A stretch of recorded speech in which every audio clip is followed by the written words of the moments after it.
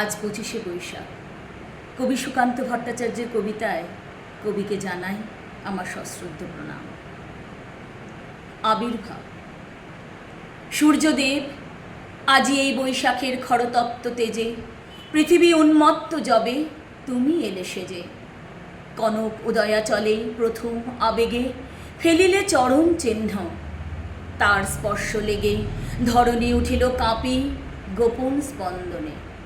সাজালো আপন দেহ পুষ্প ও চন্দনে, তব পূজা লাগে। পৃথিবীর চক্ষু দান হলো সেই দিন, অন্ধকার অবসান। যবে দ্বার খুলে প্রভাতের তীরে আসি, বলিলে হে বিশ্বলোক তোরে ভালোবাসি।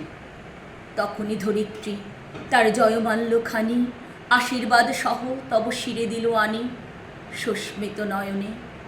তারে তুমি বলেছিলে জানি, এ যে জয়মাল্য মোরে কেন দিলে।